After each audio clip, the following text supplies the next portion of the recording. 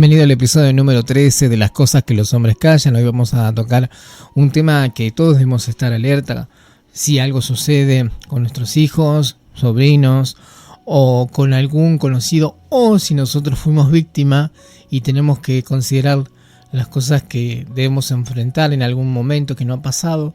Y se trata de esto, de tener una breve noción de cómo se detecta si un niño está siendo abusado.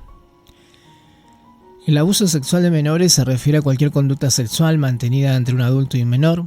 Más que la diferencia de edad, lo que define el abuso es la asimetría entre los implicados en la relación y en la presencia de coacción, explícita o implícita. Ahora, no deja por ello de ser significativo que el 20% del abuso sexual infantil está provocado por otros menores. Las conductas abusivas no suelen limitarse a actos aislados, pueden incluir un contacto físico, genital, anal o bucal, o suponer una utilización del menor como objeto de estimulación sexual del agresor, exhibicionismo o posesión de películas pornográficas. No es fácil determinar la incidencia real de este problema en la población porque ocurre habitualmente en un entorno privado, la familia, y los menores pueden sentirse impotentes para revelar el abuso. En la mayor parte de los casos, el abuso sexual infantil suele ser cometido por familiares, padres, hermanos mayores, etc. Es el incesto propiamente dicho, o por personas relacionadas con la víctima, que pueden ser profesores, entrenadores, etc.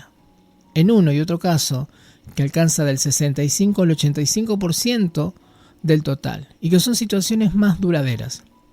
No suelen darse conductas violentas asociadas. Los abusadores sexuales que frecuentemente muestran un problema de insatisfacción sexual se ven tentados a buscar esporádicas satisfacciones sexuales en los menores que tienen más a mano y que menos se pueden resistir.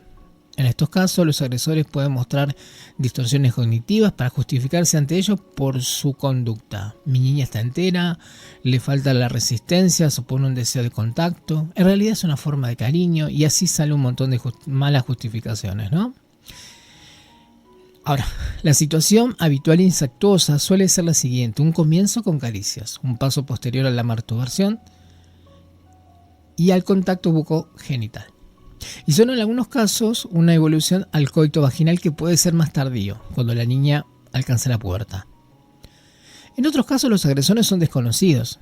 Este tipo de abuso se limita a ocasiones aisladas, pero sin embargo puede estar ligado a conductas violentas o amenaza de ellas. No obstante, la violencia es menos frecuente que en el caso de las relaciones no consentidas entre adultos porque los niños no ofrecen resistencia habitualmente.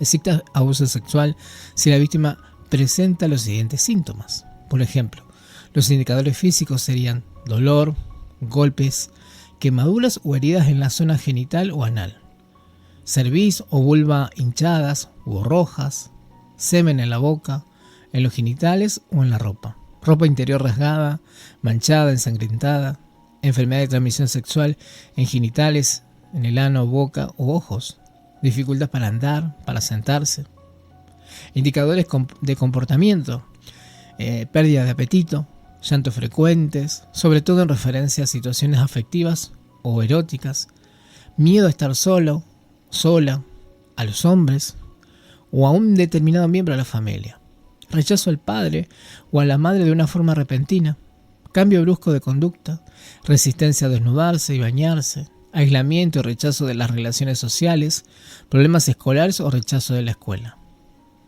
fantasías o conductas regresivas, chuparse el dedo, orinarse en la cama, tendencia al secretismo, agresividad, fugas o acciones delictivas, autolesiones e inclusive intento de suicidio. Ahora, indicadores dentro de la esfera sexual: rechazo de las caricias, de los besos y del contacto físico. Conductas seductoras, especialmente en niñas. Conductas precoces o conocimientos sexuales inadecuados para su edad. Interés exasperado por los comportamientos exagerados de los adultos. Agresión sexual de un menor hacia otros menores. Y confusión sobre la orientación sexual.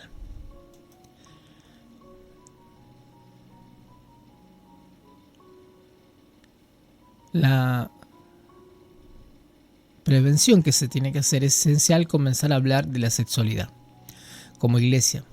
Brindar a nuestra iglesia esa educación sexual, el ministerio pastoral o algún ministerio que esté ocupándose que tenga que ver con la familia, debe ocuparse precisamente de hablar de esta forma, de una forma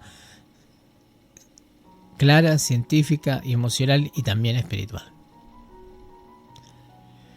Para eso es algo muy importante que tenemos que entender, que es comenzar a discutir y hablar del abuso sexual infantil. Preparar a los padres para tal función, ya que todo padre puede ser un potencial abusador.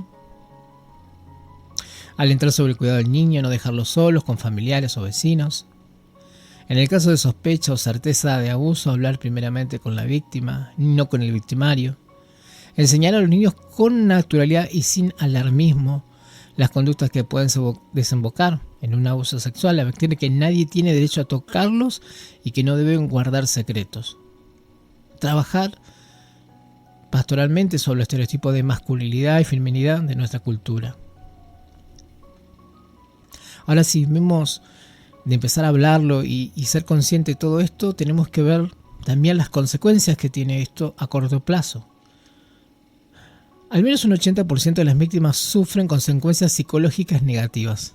El alcance del impacto psicológico va a depender del grado de la culpabilización del niño por parte de los padres, así como de las estrategias de afrontamiento de que disponga la víctima. En general, las niñas tienden a presentar reacciones ansioso-depresivas, los niños, fracaso escolar y dificultades específicas de socialización, así como comportamientos sexuales agresivos. Respecto a la edad, los niños muy pequeños en la etapa de preescolar, al contar con un repertorio limitado de recursos psicológicos, pueden mostrar estrategias de negación de lo ocurrido. En los niños un poco mayor, en la etapa escolar, son más frecuentes los sentimientos de culpa y de vergüenza ante el suceso. El abuso sexual presenta una especie de gravedad en la adolescencia porque el padre puede intentar el coito, existe un riesgo real del embarazo y la adolescente toma conciencia del alcance de la relación incestuosa. No solo por ello, infrecuente en la víctima conductas como huidas de casa, consumo abusivo de alcohol y drogas, promiscuidad sexual e incluso intento de suicidio. Los problemas más habituales son las alteraciones de la esfera sexual, disfunciones sexuales, menor capacidad de disfrute, especialmente la depresión, el trastorno de estrés postraumático, así como el control inadecuado de la ira, en caso de varones, volcado al exterior en forma de violencia, y en el caso de las mujeres, en forma de conductas autodestructivas. En otro caso, sin embargo, el impacto psicológico a largo plazo del abuso sexual puede ser pequeño, a menudo que se trata de un abuso sexual grave con penetración. Si la víctima no cuenta con otras adversidades adicionales como el abandono emocional, el maltrato físico, el divorcio de los padres, una patología familiar grave, etc., desde el punto de vista del trauma en sí mismo, lo que predice una peor evolución a largo plazo en la presencia de sucesos traumáticos diversos en la víctima. La frecuencia y la duración de los abusos, la posible existencia de una violación y la vinculación familiar con el agresor, así como las consecuencias negativas derivadas de la revelación del abuso, por ejemplo, romperse la familia, poner en duda el testimonio del menor. El impacto emocional de una agresión sexual está modulado por 4 variables. Primero, el perfil individual de la víctima, estabilidad psicológica, edad, sexo y contexto familiar. La segunda es las características del acto abusivo, frecuencia, severidad, existencia de violencia o de amenazas o cronicidad. Y el otro, la relación existente con el abusador. Y por supuesto la última, las consecuencias. En ocasiones la respuesta de los padres ante la revelación de abuso puede ser más intensa que la del propio niño, sobre todo en los casos en que la madre se percata del abuso sexual a su hijo protagonizado por su propia pareja. Los sentimientos de vergüenza y culpa, de cólera y pena, de miedo y ansiedad puede afectar a los padres de tal manera que se muestren incapaces de proteger al niño adecuadamente. Y en los casos más graves puede llegar incluso a culparlo de lo sucedido.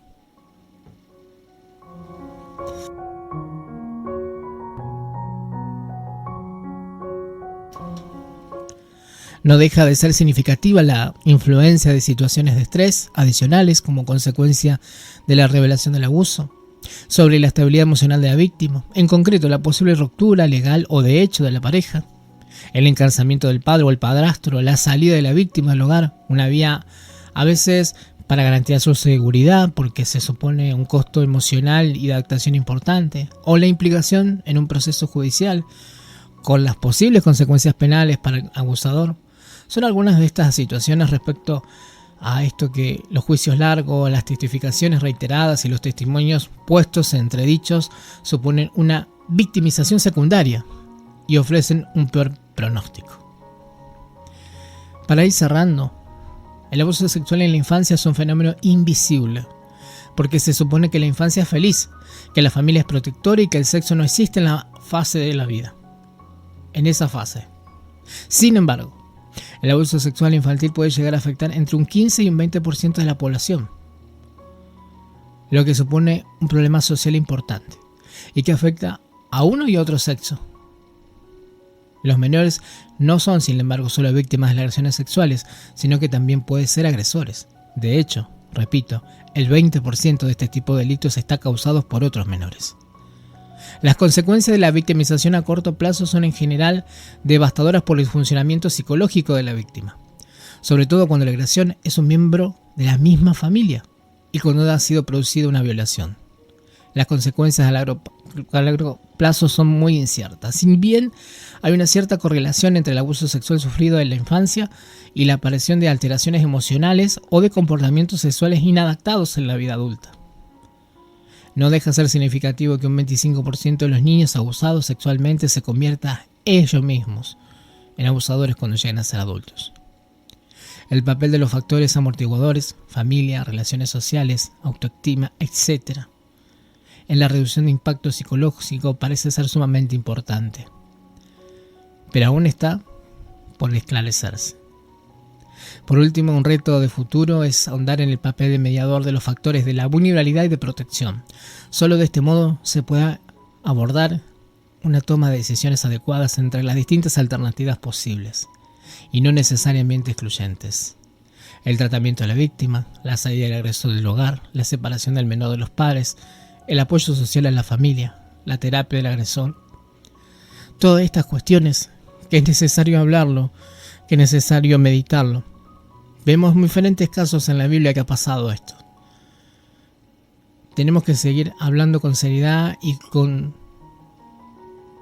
soltura y con ética para que estas cosas no pasen. Porque esto puede pasar inclusive con niños que pueden ir a la iglesia o que recién comienzan a ir a la iglesia. Y como toda iglesia de Cristo debemos tener los protocolos legales, éticos y espirituales para poder tocar estos temas. Solamente Dios da la restauración del corazón, restaura, liberta todo trauma. Nos escuchamos en un próximo episodio de las cosas que los hombres callan.